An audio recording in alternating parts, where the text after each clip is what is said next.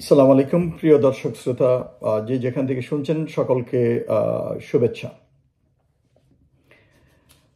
ভারতের পশ্চিমবঙ্গের এক ইউটিউবার বাবু সন্ময় বন্দ্যোপাধ্যায়,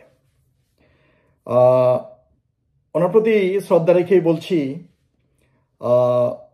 যে মিথ্যা কথা বলে ইউটিউব সাজিয়ে ছেড়ে ভিউয়ার্স বাড়িয়ে জনগণকে বিভ্রান্ত করে আপনি কিন্তু মানবতার প্রতি এবং মানুষের প্রতি এবং দুইটা দেশের সম্পর্কের প্রতি অবিচার করছেন।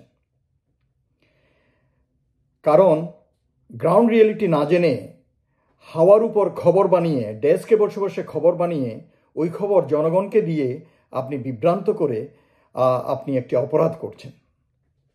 তো আপনাকে দেখে মনে হয় বিজ্ঞ লোক, বয়স্ক লোক, তো আমার মনে হয় আপনি আপনার এই বিষয়টিকে পুনর্মূল্যায়ন করার চেষ্টা করবেন এবং আপনার ইউটিউবের মাধ্যমে দুইটা দেশের সম্পর্কের ভিতর দিয়ে আরও চিড় ধরছে, ফাটা সম্পর্কে আরও যে ফাটল ধরছে, সেটা আপনাকে তাড়াতাড়ি বোঝার জন্য অনুরোধ করছি।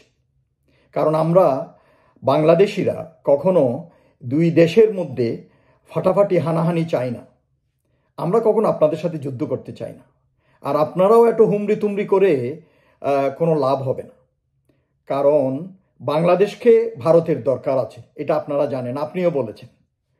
তো মিথ্যা খবর দিয়ে শুধু উস্কিয়ে লাভ নেই এবং এই উস্কানিতে কোনো কাজ হবে না। আপনারা জানেন বাংলাদেশ সিকিম নয়, বাংলাদেশ অন্যান্য প্রতিবেশী আরও ক্ষুদ্র ক্ষুদ্র দেশের মতো নয়।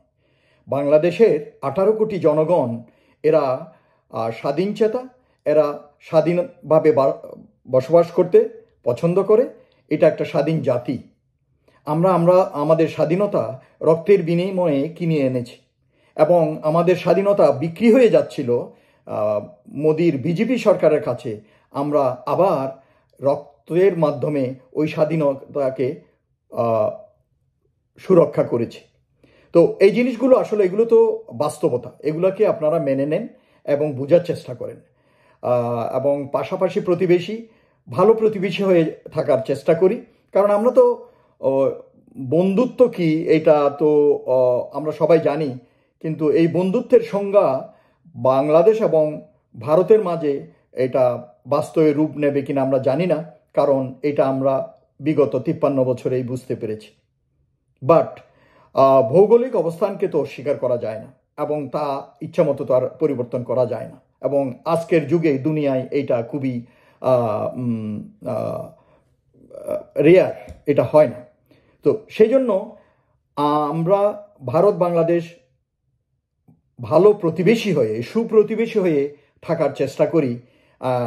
আমার মনে হয় এইটা আপনাদের দেশের ভারতের এবং বাংলাদেশের সকল সাধারণ জনগণ এইটাই চায়। তো কাজে ইউটিউবাররা, যেসব সরকারের পা চাটা ইউটিউবাররা আছেন বা না বুঝে কথাবার্তা বলেন, মানে কথার গুরুত্ব অনুধাবন না করে যা ইচ্ছা তা বানিয়ে বানিয়ে মানে কল্পনায় খবর রচনা করে আপনারা তথ্য পরিবেশন করেন এবং ভিউয়ার বাড়াবার চেষ্টা করছেন চটক চটক খবর দিয়ে, এটা কিন্তু ঠিক না। ভারতের এই সন্ময় বন্দ্যোপাধ্যায়, এই ভদ্রলোক ইচ্ছামতো মিথ্যা খবর পরিবেশন করে আসছে যে আরাকান আর্মি আমাদের বান্দরবনের বিশাল অংশ দখল করে নিছে, আমাদের চট্টগ্রামের বিশাল অংশ দখল করে নিছে এবং সেন্ট মার্টিন দখল করে নিছে। এইভাবে উস্কানি দিচ্ছে সে। তো আমি এই ব্যাপারে বলতে চাই, হ্যাঁ, আরাকান আর্মি রাখাইন রাজ্যের প্রায় অধিকাংশ দখল করে নিয়েছে। অনেকেই বলছে যে হয়তো অতি শিগগির তারা বাকি অংশটুকু দখল করে নিতে পারলে হয়তো তারা একটা নতুন রাষ্ট্র গঠনের ঘোষণা দিতে পারে। So what ever it is, আমরা জানি এই আরাকান লিবারেশন ফোর্স মিয়ানমারের জান্তা সরকারের বিরুদ্ধে এই রাখাইন রাজ্য অধিকার রক্ষা করার জন্য যুদ্ধ করে আসছে অনেক দিন থেকে। কারণ এই রাখাইন রাজ্য কিন্তু এটা আলাদা একটা রাষ্ট্র ছিল। এটা এই জান্তা সরকার আসার পর এটা দখল করে নেওয়া হয়। সো হোয়াট এভার, এখন এই আরাকান লিবারেশন ফোর্সকে অর্থ, অস্ত্র শস্ত্র সব কিছু দিয়ে এবং তাদেরকে মেন্টাল সাপোর্ট দিয়েছে দুইটা দেশ, যদিও তারা বৈরী সম্পর্ক আছে তাদের ভিতরে। এটা হচ্ছে ভারত এবং চীন। কারণ ভারত এবং চীনের এখানে স্বার্থ নিহিত আছে। চীনের স্বার্থ হচ্ছে অয়েল অ্যান্ড গ্যাস রিলেটেড, তাদের অনেক স্বার্থ এবং এগ্রিমেন্ট অলরেডি জান্তা সরকারের সাথে হয়ে আছে।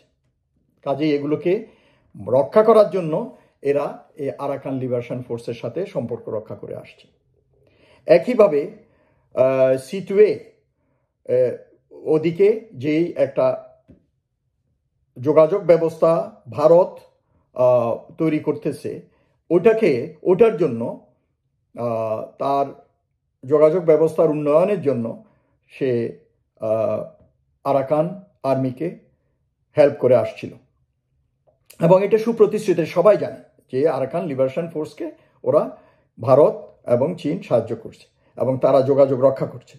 জান্তা সরকারের সাথে ওদের যোগাযোগ আছে।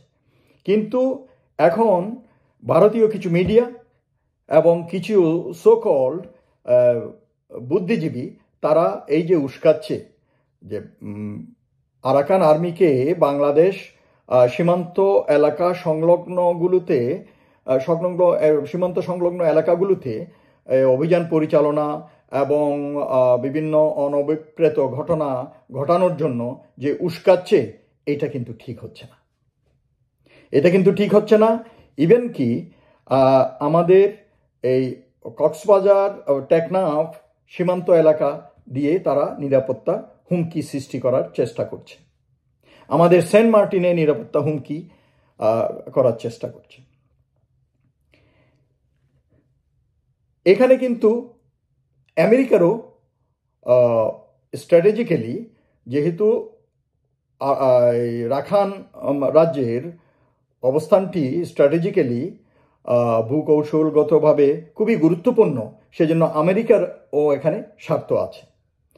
এবং আর আমেরিকার বলতে গেলে বৈরী সম্পর্ক চীনের সাথে। কাজেই এখানে ওই এলাকায় তার একটা ফুট এস্টাবলিশ করার জন্য আমেরিকা চেষ্টা করে যাচ্ছে। এখন আমরা বাংলাদেশিরা যেটা কনসার্ন হওয়া উচিত, যে এই যে কুকি চীন নামে একটা ছোট্ট সংগঠন আছে, যেটা আমাদের পার্বত্য চট্টগ্রাম এলাকায় চলাফেরা করে এবং আমাদের নিরাপত্তা বাহিনীর সাথে কয়েকবার সংঘর্ষ হয়েছে, এইটাকে আমাদের নিয়ন্ত্রণে আনার ব্যবস্থা করতে হবে। কারণ আরাকান আর্মির সাথে এদের যোগসাজশ আছে, কারণ এরা ফান্ডামেন্টালিস্ট, মৌলবাদী বুদ্ধিস্ট। কাজেই এই আরাকান লিবারেশন ফোর্স এবং এই কুকি চীনের সদস্যদের ভিতরে যেহেতু সম্পর্ক আছে, এদের মাধ্যমে ওরা আমাদের পার্বত্য চট্টগ্রামের বিশেষ করে বান্দরবন এলাকায় তারা বিভিন্ন দুর্ঘটনা বা অনভিপ্রেত ঘটনা ঘটানোর চেষ্টা করতে পারে। সেজন্য বান্দরবন এলাকায় যে আমাদের ব্রিগেডটি আছে, তাদের কাছে আমার অনুরোধ থাকবে যে আপনাদের সামরিক অভিযানগুলো এবং টহল কর্মকাণ্ডগুলো আরও ইন্টেন্সিভ করতে হবে এবং এদেরকে নিয়ন্ত্রণে আনার ব্যবস্থা করতে হবে। এবং কোনো এলাকায় আনডোমিনেটেড রাখা যাবে না। প্রত্যেক এলাকায় ডোমিনেশন পেট্রোল এবং কম্বাইন্ড অপারেশন করে পুরোপুরিভাবে আধিপত্য বিস্তার করতে হবে। একটা স্কোয়ারও যেন বাকি না থাকে পেট্রোল ছাড়া। এইটা ওখানকার যে ব্রিগেড কমান্ডার আছে এবং 24 ডিভিশনের জিওসি যিনি আছেন, তাদের প্রতি আমার এই সাজেশনটা থাকবে। কারণ কোনো কিছুকে আমরা উড়িয়ে দিতে পারি না। বেশ কয়েক বছর আগের রেজুপাড়ার ঘটনা আমরা কেউ আশা করিনি, কিন্তু ঘটনা ঘটেছিল। তো সেই জন্য ওই ধরনের অনভিপ্রেত ঘটনা যাতে না ঘটে সেই জন্য আমাদেরকে সতর্ক থাকতে হবে এবং আমাদের সামরিক অভিযানগুলো আরও জোরদার করতে হবে। সামরিক এই যে পেট্রোল টহল কর্মকাণ্ডগুলো আরও জোরদার করতে হবে এবং পরিপূর্ণভাবে আধিপত্য বিস্তার করে পুরো এলাকাটা নিয়ন্ত্রণে রাখতে হবে। একই সাথে টেকনাফ সংলগ্ন, কক্সবাজার সংলগ্ন সীমান্ত এলাকায় বিজিবিকে আরও জোরদার করতে হবে এবং তাদেরকে সুসংগঠিতভাবে সমন্বয় সাধন করে নর্মাল যেভাবে টহল কর্মকাণ্ড পরিচালনা করে ওভাবে না, আরও সতর্কতার সাথে কর্মকাণ্ড পরিচালনা করতে হবে যাতে আমাদের সীমান্ত অতিক্রম সহজে কেউ করতে না পারে, সেদিকে খেয়াল রাখতে হবে। আর আমি জানি যে সেন্ট মার্টিন আইল্যান্ডে আমাদের যথেষ্ট নিরাপত্তা বাহিনী আছে ওটার সুরক্ষার জন্য, বাট ওটার বর্তমান পারিপার্শ্বিক নিরাপত্তা হুমকির কথা বিবেচনা করে আমি বলবো আমাদের নৌবাহিনী এবং সরকারকে আমি বলবো যে এইটার নিরাপত্তাকে জোরদার করার চেষ্টা করতে হবে এবং ওখানকার যে জনগণগুলো আছে তাদেরকেও সুসংগঠিত করতে হবে, প্রতিরক্ষা ব্যবস্থার অংশ হিসাবে তৈরি করতে হবে। কোনো কিছুকেই হেলাফেলা করে দেখার সুযোগ নেই, কারণ আমাদের একটা বড় প্রতিবেশী, ওরা আমাদের পিছনে লেগেই আছে, যেমনি পারে আমাদেরকে একটা খারাপ অবস্থার ভিতরে পতিত করার জন্য।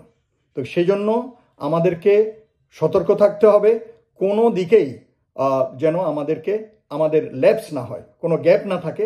নিরাপত্তা জোরদার করতে হবে টেকনাফ এলাকায় এবং বান্দরবনের পার্বত্যাঞ্চলে এবং সেন্ট মার্টিনে ওখানে নিরাপত্তা ব্যবস্থা আরও জোরদার করতে হবে। দরকার হলে নিরাপত্তা বাহিনীর শক্তি বৃদ্ধি করতে হবে এবং ওখানকার জনগণকে সুসংগঠিত করতে হবে এবং আমাদের গোয়েন্দাদেরকে এই ব্যাপারে একটা ইম্পর্টেন্ট রোল রাখতে হবে। যে সন্ত্রাসীদের, এই সীমান্তের ওপারের সন্ত্রাসীরা যাতে আমাদের এদিকে আসতে না পারে বা চলাচল করে কিনা, এবং এদের তথ্যসমূহ সংগ্রহ করে লোকাল কমান্ডার যারা আছে তাদেরকে দিতে হবে এবং অন্যান্য বিষয়গুলো পুরোপুরিভাবে ওদিকে মনিটর করতে হবে এবং ওদিকে গোয়েন্দা তৎপরতা আরও বৃদ্ধি করতে হবে। সার্বক্ষণিকভাবে আমাদের সজাগ থাকতে হবে।